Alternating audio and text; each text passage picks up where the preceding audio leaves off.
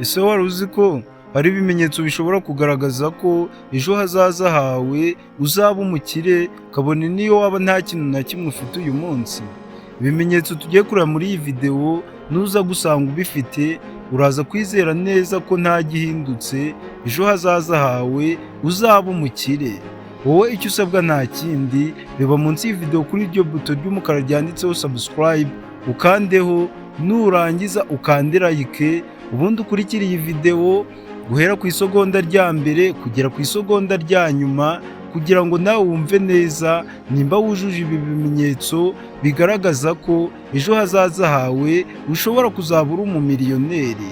Kandi nuza kuba utabyujuje, uraza kumenya ibyo ukwiye kuba wahindura kugira ngo nawe ejo hazaza hawe hazabe heza. Ikimenyetso cya mbere kigaragaza ko ejo hazaza hawe uzaba umukire, ni muri wa muntu wizera ko ikintu cyose uzageraho mu buzima bwawe uzakigeraho kubera ko wagikoreye.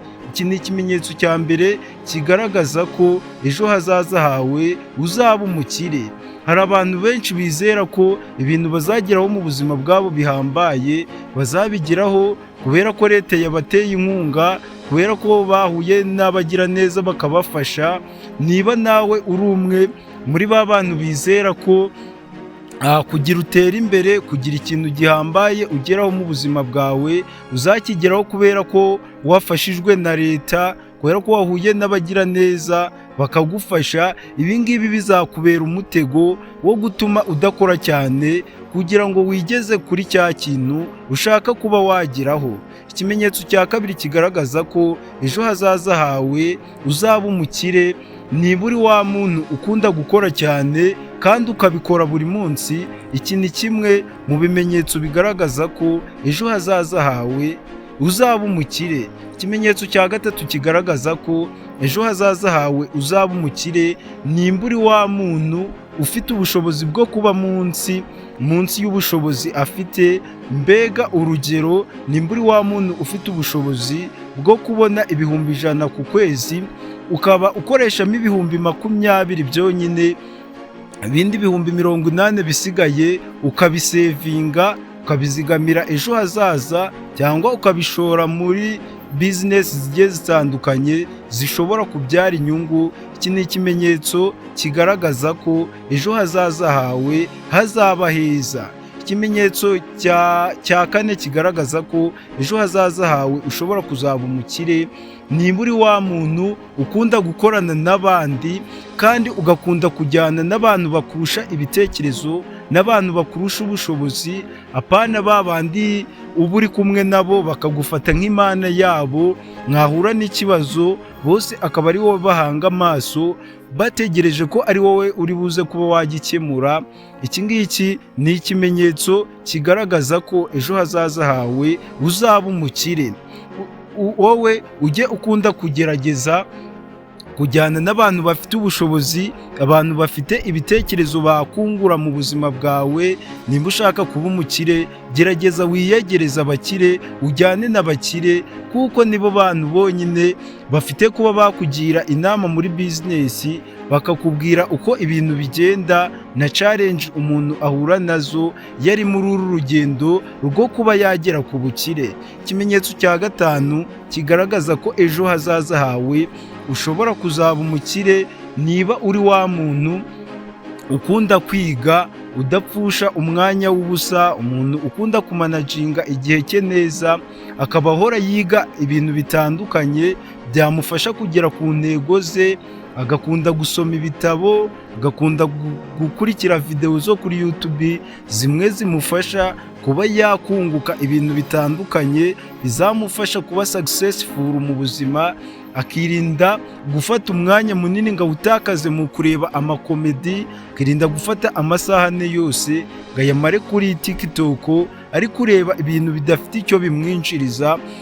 Icyo ni ikimenyetso kigaragaza ko ejo hazaza hawe ushobora kuzaba umukire, niba ukoresha umwanya wawe neza, niba nawe wemera neza ko igihe ari amafaranga. Ikimenyetso cya gatandatu kigaragaza ko ejo hazaza hawe ushobora kuzaba umukire, nimba uri wa muntu wemera neza ko gukora cyane ari byo bizatuma ugera ku ntego zawe.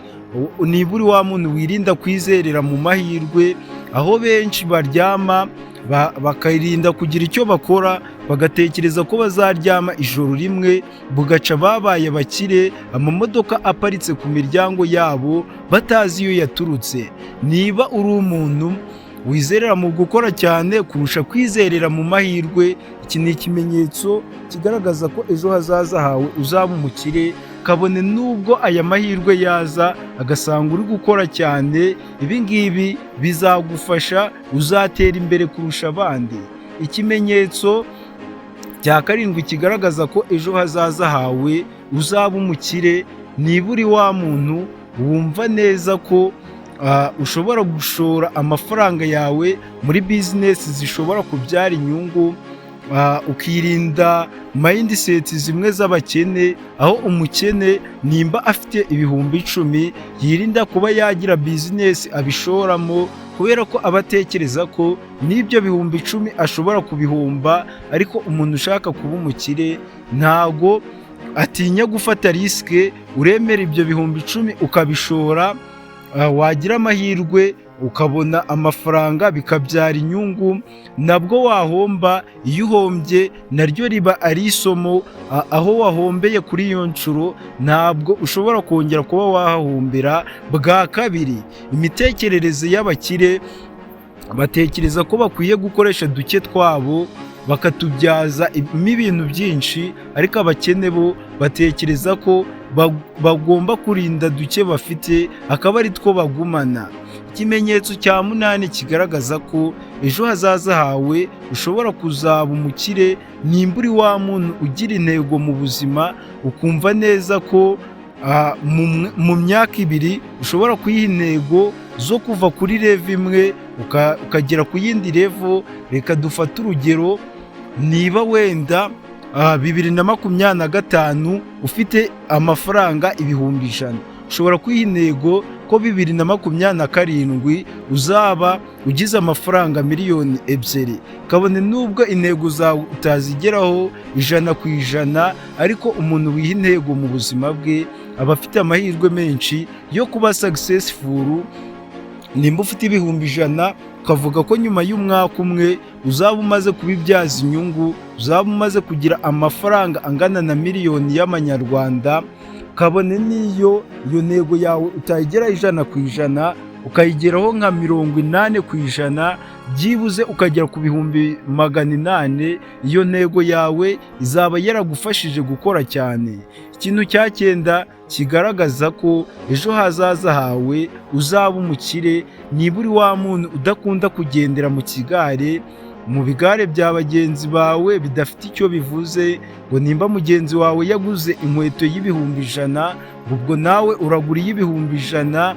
Nk'uko twabivuze mu kimenyetso cyabanje, nimba uri wa muntu ufite ubushobozi bwo kuba yaba munsi y'ubushobozi afite, niba uri umuntu ufite ubushobozi bwo kujya mu isoko ukagura inkweto y'ibihumbi 100, ariko ukaba uri wa muntu ugenda ukigurira inkweto y'ibihumbi 20 byonyine, kandi n'iy'ijana ufite ubushobozi bwo kuba wayigura, icyo ni ikimenyetso kigaragaza ko ejo hazaza hawe uzaba umukire. Ikindi twavuze ni ugukorana n'abandi kugira ngo ugende umenya amakuru yo hirya no hino, kandi ikindi gukunda kwiga cyane kuri business ushaka kuba washoramo amafaranga. Niba wenda ushaka gushora muri business mu bworozi, ukamanza wamenya neza ibisabwa kugira ngo business yawe y'ubworozi ibe successful, ukaba wamenya neza ibibazo ushobora guhura nabyo mu gihe uri gukora business y'ubworozi. Ibyo ni bimwe abakire bagenda bifashisha.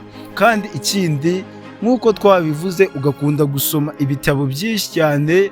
Umukire wa mbere ku isi Elon Musk yavuze ko kimwe mu bintu byamufashije kuba successful akaba ari Elon Musk muzi uyu munsi ari uguhora asoma ibitabo byinshi, ari uguhora yiga. Kwiga tuvuga aha ngaha ntago ari ukuvuga kujya kwiga mu mashuri gusa, ushobora kwigira ahantu hatandukanye muri community aho utuye. Ibi nabyo ni bimwe mu bintu bishobora kugufasha. Wajya kwigira kuri YouTube ugakora research ku bintu ushaka kuba wageraho, ibintu bishobora kuba byagufasha kugera ku ntego zawe.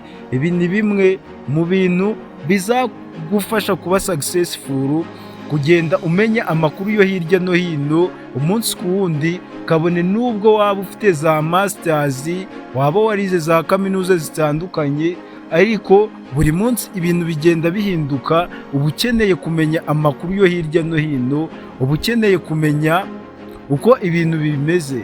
Baca umugani mu Kinyarwanda ngo akanyoni katagurutse ntikamenya iyo bwera. Ariyo mpamvu niba ushaka kuba successful muri ubu buzima, ukwiye guhora wiga, ukwiye guhora wihugura mu bintu bitandukanye bizagufasha kugera ku ntego zawe. Niba wumva hari bimwe mu bimenyetso, nibura 7 ufite muri bimenyetso tumaze kuba twakubwira, nta kabuza, nta gihindutse, ejo hazaza hawe uzaba umukire. Ikintu cya mbere, ikintu cya saving ni ikintu gikomeye cyane. Niba uri wa muntu ushobora kubona amafaranga, ugashobora kuba wayakontorora, ugashobora kuba wayamanaginga neza ukayagumana. Hari umuntu ushobora kubona ibihumbi 100 uyu munsi, ariko wamubaza nyuma y'icyumweru kimwe, wamubaza inote y'igihumbi, ugasanga ntayo yabona kubera mismanagement y'uburyo akora ibintu bye. Ariko nimba uri wa muntu wumva ko niba wabonye amafaranga bikugoye, nawe kuyatakaza bigomba kumanza byagorana, icyo ni ikimenyetso kigaragaza ko ejo hazaza hawe uzaba umukire. Nimba wumva hari ibindi bimenyetso nawe ugenda ubona bishobora kukugaragariza ko ejo hazaza umuntu ashobora kuzaba umukire, kabone niyo yaba nta kintu na kimwe afite uyu munsi, bidusharinga hasi muri comment ibyo wumva twibagiwe. Kandi niba nawe wisanze muri bimenyetso tumaze kuba twakubwira, hari ibimenyetso ufitemo, uraza kubitubwira aho hasi muri comment. Ikindi, gerageza usharinga iyi video ku magurupe ya WhatsApp agiye atandukanye, kuri YouTube, kuri TikTok, kuri Facebook, kuri bagenzi bawe, kugira ngo nabo babashe kuba bamenya ejo hazaza habo, niba bashobora kuzaba bakire, niba nabo bujuje ibi bimenyetso. Nk'uko twabigusabye tugitangira, ibuka kureba ko wamaze gukora subscribe, nurangiza urebe ko wamaze gukanda like. Video zacu nakagaruka, tuzagenda tugaruka ku bintu bigiye bitandukanye, turebera hamwe ibimenyetso abantu bagenda bibaza bishobora kugaragaza ko umuntu azaba umukire.